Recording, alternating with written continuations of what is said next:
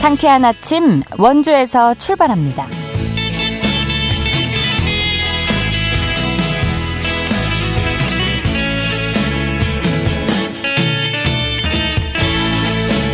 여러분 안녕하십니까? 5월 9일 금요일 KBS 원주방송국에서 보내드리는 상쾌한 아침 원주에서 출발합니다. 저는 진행의 이은주입니다.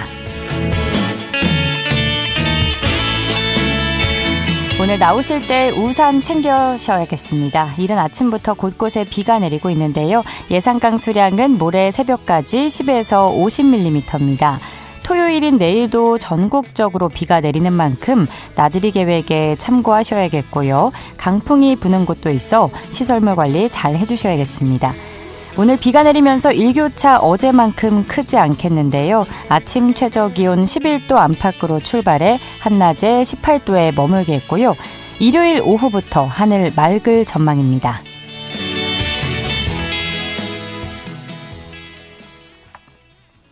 오늘 준비한 소식입니다.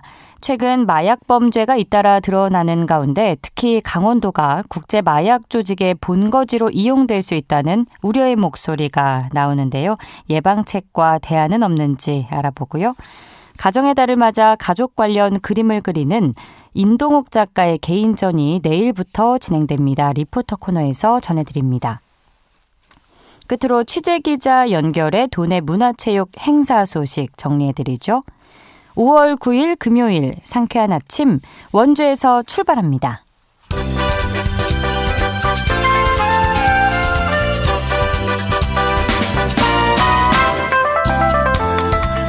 오늘의 뉴스입니다. 횡성군이 오늘부터 6월까지 한 달 동안 쓰레기 불법 투기를 집중 단속합니다. 단속 주요 장소는 지역 상가나 빌라, 간이 집화장 주변, 단독 주택단지 등 상습 투기 장소인데요. 단속반은 쓰레기 속 영수증이나 우편물 확인을 통해 적발 시 예외 없이 최대 100만 원 이하의 과태료를 부과할 방침입니다.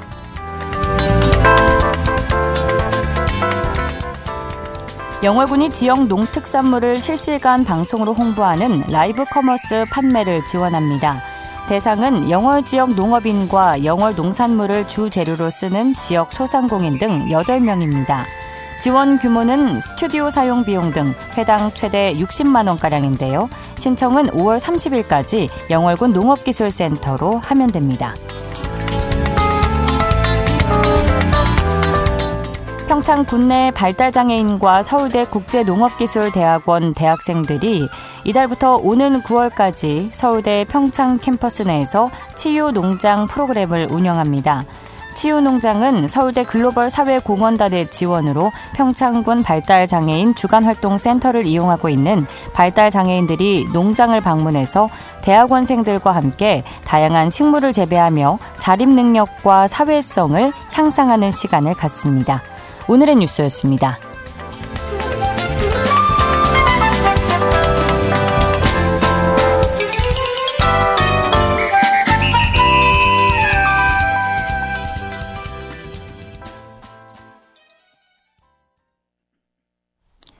상쾌한 아침 원주에서 출발합니다. 함께하고 계십니다. 최근 강릉 옥계양을 통해서 약 1조 원 상당의 코카인이 밀반입된 사실이 밝혀졌고요. 횡성에서는 국제 마약 제조 조직이 직접 기술자를 보내서 마약을 만든 정황까지 드러난 사건이 있었죠. 이는 단순한 범죄를 넘어서 강원도가 국제 마약 조직의 본거지로 이용될 수 있다는 위험성을 여실히 보여주고 있는데요. 관련 내용을 한라대학교 경찰행정학과 남재성 교수와 짚어보겠습니다. 교수님 안녕하십니까? 네, 안녕하세요. 남재성입니다. 네, 방금 언급을 드렸습니다만 우리 일상에서 끊임없이 마약 관련 범죄 사건이 밝혀지고 있어서 충격을 안겨주고 있는데요. 더욱 심각한 건 이런 마약 범죄가 단순 유통을 넘어서 실제 소비로까지 이어지고 있다는 점이라고요. 네, 지난해 적발된 마약 통계를 한번 볼 필요가 있을 것 같은데요. 예. 지난해 검거된 마약 사범이 총 27,611명입니다. 전년 대비 무려 50%가 증가한 수치라고 볼 수 있는데요. 네. 특히 최근에 이제 마약 범죄가 대단히 심각해지고 있는 게 바로 10대 청소년까지 확산되고 있다라는 점입니다. 10대 마약 사범이요. 2019년에는 239명이었습니다. 그런데 지난해에는 1,477명, 그러니까 5년 만에 6배 이상 증가를 했고요. 2022년과 비교를 해봐도 약 207% 정도가 증가했기 때문에 최근의 마약류 범죄는 가히 전 연령대로 확산되고 있다라고 해도 과언이 아닐 것 같습니다. 10대 단어만 들어도 마음이 철렁합니다. 네, 실례로 마약을 투약한 채 도로를 역주행하다가 검거되는 운전자 관련 뉴스도 심심치 않게 듣게 되는데, 이렇듯 마약이 이제 더 이상 일부 계층만의 문제가 아니라는 거겠죠. 어쩌다가 이렇게 마약이 우리 일상까지 침투하게 됐을까요? 네, 결론적으로 말씀을 드리면 마약에 접근할 수 있는 진입 장벽이 너무나 낮아졌다라는 것입니다. 최근에 이제 마약류 범죄의 가장 큰 특징은 다크웹이라든지 SNS나 아니면 암호화폐를 이용해서 일반인 누구나 이 비대면 접촉으로 마약을 쉽게 구할 수 있다라는 점인데요. 이러한 특징 때문에 10대뿐만 아니라 20대, 30대와 같은 젊은 층에게서 마약류 범죄가 폭발적으로 증가를 하고 있다라는 점입니다. 특히 이제 젊은 층 같은 경우는 SNS라든지 또는 인터넷 공간을 활용하는 비율이 너무나 높은데요. 이 인터넷 공간에서 무분별하게 마약류에 대한 광고나 또는 마약류에 관한 내용들을 접할 수 있기 때문에 이런 것들이 젊은 층의 마약류 범죄를 폭발적으로 확산시키는 가장 중요한 역할이 되고 있다라고 보여지고요. 특히 이제 일각에서는 마약이라고 하는 것이 흔히 가볍게 체험할 수 있는 약물 정도로 이렇게 왜곡되어서 인식되고 있기 때문에 이러한 점들이 이제 전 연령층에 대한 마약류 범죄의 확산을 불러일으키고 있는 주요한 원인이 되고 있다라고 볼 수 있습니다. 네, 가볍게 왜곡시키는 현상이 나타나고 있고, 영화도 많고 주변에 정보야 많지만 그렇게 이거를 심각하게 받아들이지 않는 것 같은데, 그럼 마약을 접하게 되면 구체적으로 어떤 문제점이 야기되는지 설명해 주시죠. 이제 최근에 매스미디어를 통해서 많이들 접하시게 되는데요. 아무도 이해할 수 없는 이상한 행동들을 거리에서 벌여서 경찰에 체포되는 경우들도 이제 잇따르고 있는데요. 왜 그러냐면 이제 마약은요, 기본적으로 이제 환각 증상을 불러일으켜서 또 이해할 수 없는 언어나 폭력적인 행동을 야기하는 경우가 많습니다. 왜냐하면 이제 호흡이라든지 또는 중추신경계를 흥분시켜서요, 혈압을 상승시키고 정신분열증과 같은 증상들을 이끌어내는 것이 이제 마약류의 가장 큰 특징이라고 이제 볼 수 있고요. 네. 특히 이제 마약류를 투약하게 되면 이 뇌에 도파민을 활성화하게 되는데, 이것이 이제 쾌감을 자극하게 되고 또 감정적인 흥분을 불러일으키지만, 사실은 마약류를 투약하게 되면 수면장애라든지 또는 폭력성, 반사회성 이런 다양한 정신적인 부작용을 야기하게 되고요.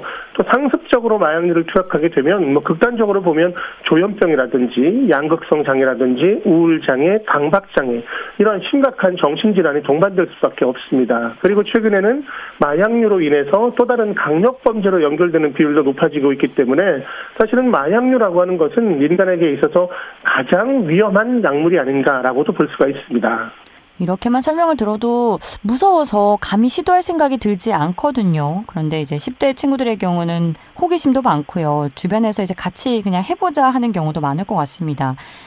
우리가 마약 단속을 집중적으로 하고 있지 않습니까? 그럼에도 마약 관련 사건들이 끊임없이 발생하고 있다는 건 단속에 한계가 있다는 것이겠고요. 또 마약 범죄자들이 법망을 피할 새로운 방법을 찾고 있다는 얘기가 아닌가 싶은데, 그렇다면 현 단속 시스템에 대해서 좀 되짚어보고 마약을 근본적으로 차단할 수 있는 방법이 없는지 고민해 봐야 할 것 같습니다. 어떻게 보시나요? 네, 기본적으로 이제 범죄의 진화 속도를 수사나 처벌의 속도가 따라갈 수 없다라고 이제 보는 것이 정설인데요. 네. 특히 이제 최근에 마약류 범죄가 너무나 빠르게 진화를 하고 있습니다. 간단하게 설명을 드리면요. 예전에는 마약류 범죄를 저지르기 위해서는 마약류를 이제 거래를 해서 사야 되는데요. 과거에는 대부분 만나서 현금으로 지급을 했습니다. 그런데 최근에는요, 인터넷 공간에서, 그러니까 이제 SNS라든지 다크웹을 통해서 거래가 이루어지는데, 그 거래 과정에서 보통 암호화폐가 사용이 됩니다. 흔히 말하는 이제 코인이라고 하는 게 사용이 되고요. 그리고 그 마약류 거래가 이루어진 다음에 서로 약속한 특정한 장소에 흔히 말하는 던지기 수법으로 내려놓으면 비대면 상태에서 마약류를 이제 가져가게 되거든요. 네. 때문에 이제 마약류 거래 현장을 포착하기가 대단히 어렵고 이 때문에 마약류 범죄를 수사하기도 대단히 어려운 것이 현실입니다. 때문에 이제 최근에는 이 잠입 수사의 필요성이 강하게 제기가 되고 있고요. 그리고 이제 기소 단계에서도 공소 사실을 특정하기가 너무나 어려워지고 있어서 보다 좀 완화된 그런 법률 개정이 필요하다라는 목소리도 나오고 있는 것이 사실입니다. 그리고 또 하나 제가 꼭 말씀드리고 싶은 게 뭐냐면요. 마약류 범죄는요, 기본적으로 뭐 사용, 소지, 제조, 매매 이런 행위에 대해서 최대 사형에서 무기징역 또는 10년 이상의 징역에 처하도록 하고 있는데요.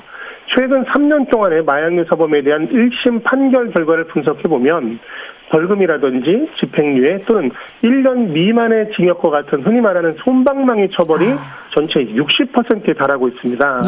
때문에 수사는 어렵고 기소하기도 어려운데 제대로 처벌이 이루어지지 않고 있다 보니까 이것 또한 마약류 범죄를 확산시키는 대단히 주요한 요인이라고 볼 수 있습니다. 처벌이 미약한 부분도 분명히 문제가 있겠고요. 이 마약 거래 수법이 영화 속에 나온 게 과장된 게 아니었다는 생각이 드는데 또 우리가 길거리를 다니다 보면요. 청소년이 접하기 쉬운 뭐 음식이나 상호에도 마약이라는 용어를 사용하는 경우가 많이 눈에 띄죠. 이 또한 자칫하면 청소년에게 마약에 대한 인식을 잘못 심어줄 수 있지 않을까 우려가 되는데요. 이 청소년들이 마약을 좀 쉽게 생각하거나 유혹에 빠지지 않게 하기 위해서 우리 어른들이 해야 할 역할은 무엇이라고 생각하시나요? 네, 이제 말씀하신 대로 10대 청소년까지 마약류 범죄가 확산된 가장 중요한 요인은 결국 미디어의 영향이라고 볼 수 있습니다. 예를 들어서 영화나 드라마에 묘사가 되는 그런 유명인들의 마약 복용, 또 그런 장면들 이런 것들이 10대 청소년에게 마약류를 또 해도 되는구나라고 하는 인식을 심어주는 경우가 굉장히 많고요. 또 반대로 호기심을 자극하는 경우들도 너무나 많습니다. 때문에요. 이 10대 청소년들이 주로 활용하게 되는 뭐 트위터라든지 텔레그램이라든지 또는 인스타그램 이런 SNS를 통해서 마약을 접하지 못하도록 이들 매체에 대한 강한 규제가 필요하다라고 이제 보여지고요. 또 하나는 마약 범죄가 얼마나 위험한지 또 이것을 하면 안 되는지에 대해서 예방 교육을 충분히 확보해서 그 시간을 확보해서 교육을 병행해야 될 필요가 있다라고 보여지고요. 또 학교의 선생님이나 또 보건 선생님 이런 분들께서도 이 마약류에 대한 심각성을 경각심을 가질 수 있는 그런 교육을 통해서 청소년들이 정말로 마약이 위험하다라는 인식을 갖도록 하는 것이 무엇보다 필요하다고 생각을 합니다. 마약은 근절되어야 함이 틀림없는데요. 절대 해서는 안 될 마약. 마지막으로 당부사항 있으시면 청해 듣겠습니다. 네, 결국은 매스미디어의 정화, 그리고 관련 교육의 확대, 그리고 처벌의 강화, 이것들이 무엇보다 중요하다라고 생각을 하고요. 특히 가장 중요한 것은 일반인 누구나 마약은 정말로 심각하다, 그리고 절대로 해서는 안 된다라고 하는 인식이 사회 전반에 확산되는 것이 가장 중요하다라고 생각을 하고요. 특히 자녀를 양육하고 계시는 부모님들께서는 수시로 자녀들에 대해서 마약류의 심각성을 일깨워줄 수 있는 다양한 교육들을 확산시키는 게 가장 중요하다라고 생각을 합니다. 네, 오늘 이 시간을 통해서도 교수님의 말씀을 듣고 많은 분들이 다시 한번 경각심을 가질 것 같네요. 오늘 정보 감사드리고요. 앞으로도 관련 내용 많이 알려주시길 바라겠습니다. 고맙습니다. 네, 고맙습니다. 지금까지 한라대학교 경찰행정학과 남재성 교수였습니다.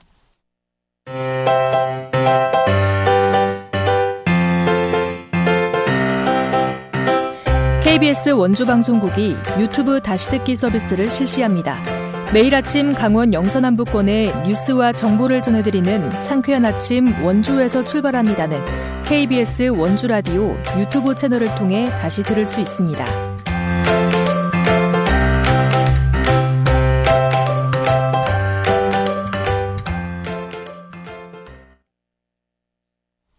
함께하고 계신 지금 시각 8시 45분 지나고 있습니다.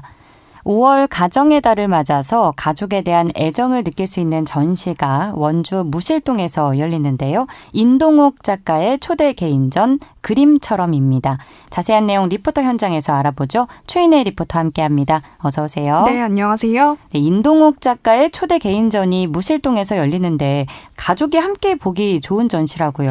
네, 가족이 함께 보기 좋은 전시가 내일 10일부터 원주 무실동 갤러리원에서 진행이 됩니다. 틀에 얽매이지 않은 자유분방한 그림체가 특징으로 가족에 대한 사랑을 느낄 수 있는 그림들을 이번 전시에서 만나볼 수 있는데요. 네. 갤러리원은 가족에 대한 사랑과 애정을 표현하는 인동욱 작가의 그림은 가족 단위 관람객들이 함께 즐기고 또 서로 이야기하기 좋아서 이번 5월의 전시 작품으로 선정을 했습니다. 인동욱 작가는 사물이나 대상을 작가만의 시선으로 은유와 비유적으로 표현해 또 보는 사람 입장에서도 다양한 해석을 하면서 볼 수 있다는 특징이 있는데요. 이 작가는 보이는 것과 보이지 않는 것들을 그림 속에 녹여내면서 삶을 이야기하고 싶다고 말을 했습니다. 이전에는 풍경화를 주로 그리던 작가가 2009년 딸이 태어나고 딸이 5살이 된 이후 딸과 또 대화를 시작하게 되면서 그 이후로는 아이와 가족에 대한 작품을 주로 그리기 시작했다고 하는데요. 네. 갤러리원 이경희 담당자에게 이번 전시 소개 들어보겠습니다. 네, 인동욱 작가님 이제 초대를 하게 된 계기는 이제 5월 가정의 달을 맞이하여서 이제 인동욱 작가님 작품 같은 경우가 이제 가족 관련된 작품들이 많아서 이제 저희 관람객들이 이제 가족 단위 관람객이랑 아이들 관람객이 많아 이제 작품을 보고 한 번 더 이제 가족에 대한 생각 그리고 가정에 대한 달에 대해서 이제 한 번 더 느끼고 관람을 하면서 이제 가족 간의 우애도 이제 느꼈으면 좋겠어서 저희가 이제 인동욱 작가님을 이제 초빙하게 된 거거든요. 아무래도 이제 관람을 하시게 되시면은 이제 작품 속에 이제 저희 갤러리원이 이제 아무래도 무실동에 위치해 있고 저희 갤러리원 이제 연중 무휴로 운영되고 있고 무료 관람이니까 편안하게 많이 방문해 주셨으면 감사드리겠습니다. 작품의 특징과 분위기에 대해서도 알려주세요. 네, 인동욱 작가의 작품은 주로 사람들에 관한 건데요. 작품은 사람의 외형과 내면의 경계를 넘나들면서 이번 일상 전시에서도 일상 속의 구조적이면서도 또 선택적인 장면들을 자유롭게 표현을 해서 재해석한 작품들입니다. 네. 이 작품에는 평범한 집과 사람, 반려동물, 사물 등 익숙한 소재들이 등장하지만 그림체가 특별합니다. 작가의 손끝에서 마치 색종이를 오려붙이듯 콜라주 기법을 활용해서 감각적으로 사람을 그려냈는데요. 반복되는 사각형 패턴의 생명과 형상이 관람객들에게는 특별한 정서와 기억을 환기시킨다는 평가를 받고 있습니다. 이 그림처럼이라는 이번 전시의 주제처럼 작가는 감정과 기억을 담은 작품들을 일상 속에 흔들리는 감정과 생명을 그림으로 표현해서 그 안에서 피어나는 메시지를 예술의 언어로 풀어냈는데요.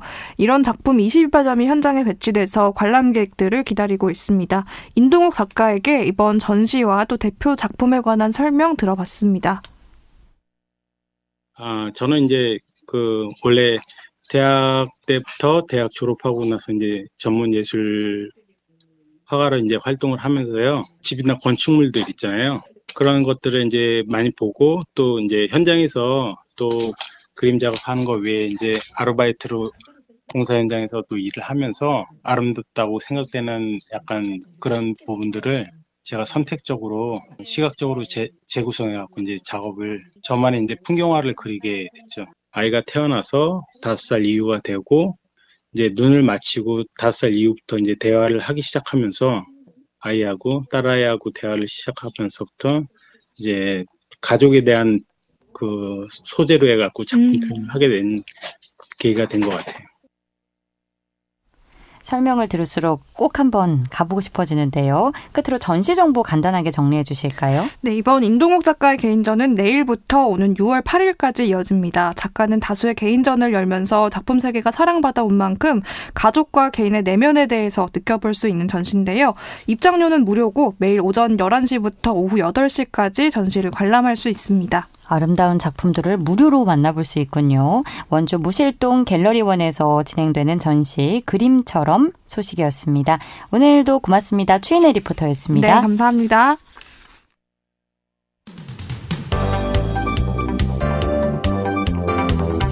생생한 현장, 유익한 생활 정보를 전해드리겠습니다.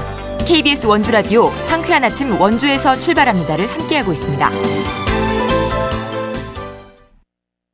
8시 50분입니다. 취재기자 연결해 주간 도내 문화체육 행사 소식 알아보는 시간입니다. 연합뉴스 강원 취재본부 박영석 기자 연결합니다. 박영석 기자 안녕하십니까? 네, 안녕하십니까? 네, 원주에서 활동 중인 극단 노뜰이 연극이 왜 우리 곁에 존재해야 하는지를 알려주는 창작 공연 작품인 최초의 인간을 선보인다는 소식 전해주신다고요? 네, 그렇습니다. 연극을 하는 연극인들이 연극을 하면서 가지는 연극이 왜 존재해야 하는지라는 질문에 연극으로서 답하는 작품인데요. 라임이 아주 알찹니다. 예.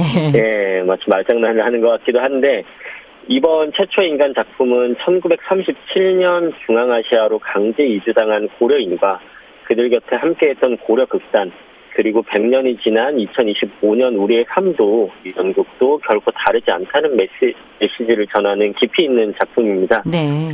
극은 고려인에 관한 연극 리허설을 하던 중에 강제 이주 명령을 받은 배우들의 이야기를 풀어내면서 배우가 극장을 떠나야 한다면 그들은 가방에 무엇을 담아갈까? 인간의 역사에서 연극이란 과연 무엇일까? 유랑하는 인간들과 연극이 늘 함께했다는 것은 어떤 의미일까? 결국 연극은 왜 우리 곁에 존재해야 하는가라는 물음에 연극으로 답하는 연극인 건데요. 연극을 직접 관람하시면서 연극이 왜 우리 곁에 존재해야 하는지 답을 얻는 시간이 되었으면 좋겠습니다. 네, 저는 연극인은 아니지만 인간의 역사에서 연극이란 과연 무엇일까? 이 질문이 궁금해서라도 보고 싶어지네요. 네, 연극 작품 소식이었고요. 평창에서는 온 가족이 함께 단돈 1,000원의 영화를 관람할 수 있는 기회가 있다고요? 네, 제가 지난주에 우리 강원 지역 문화지수가 전국 최하위권이라는 소식을 전해드리면서 문화향 기회가 좀 많았으면 좋겠다라는 바람을 말씀드렸는데 네. 때마침 평창군이 가정의 달을 맞아 온 가족이 함께 즐길 수 있는 영화를 선정해서 국민의 문화예술 향유 기회를 확대하고 일상 속의 힐링의 시간을 제공하고자 작은 영화관인 해피칠백 평창 시네마에서 영화봄 힐링온 봄 영화제를 다음 주 월요일부터 금요일까지 열더라고요. 그렇군요.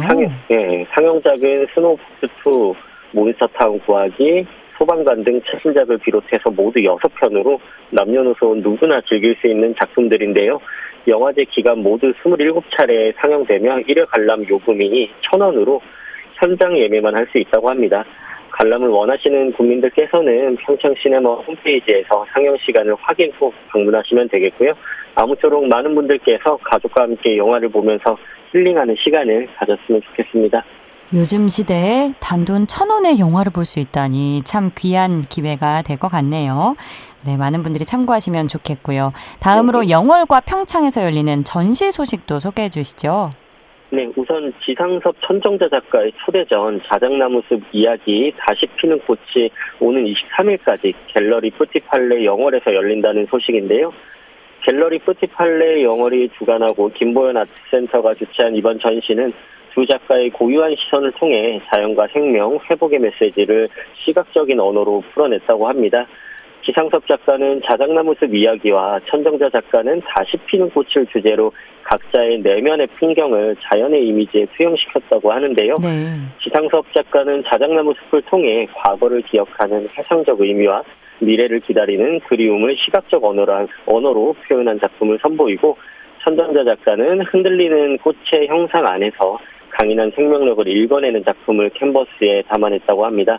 두 작가의 작품은 각기 다른 자연의 형상을 통해 인간의 기억과 정서, 회복과 희망에 대한 메시지를 전한다고 하니 두 작가가 전하는 자연의 언어를 감상해 보시기를 추천드리고요. 평창에서는 이혜선 작가의 개인전 반다지 생각 공간이 다음 달 30일까지 평창 유경갤러리에서 열립니다. 반다지는 전통 고가구인 반다지에서 유래한 순 우리말인데요. 이혜선 작가는 이번 전시에서 고제로 만든 가구 150여 점을 선보입니다. 과거 물건을 보관하던 장식장을 뜻하는 반다지는 이혜선 작가에게는 가구를 넘어선 기억을 담는 그릇인 건데요. 작품은 투박한 짜임새와 세월의 균열, 장식을 덜어낸 절제미 속에서 시간이 조각한 조형미를 드러내고 마치 오래된 기억이 두루마리처럼 펼쳐지는 듯한 느낌으로 나무의 결과 함께 감정의 여운을 전달하며 과거와 현재를 잇는다고 합니다. 전통 가구의 틀을 따르되 현대적 미감을 입힌 이혜선 작가의 작품도 한번 만나보시기를 권해드립니다. 예, 전시 소식 살펴봤고요. 마지막으로 체육 소식입니다.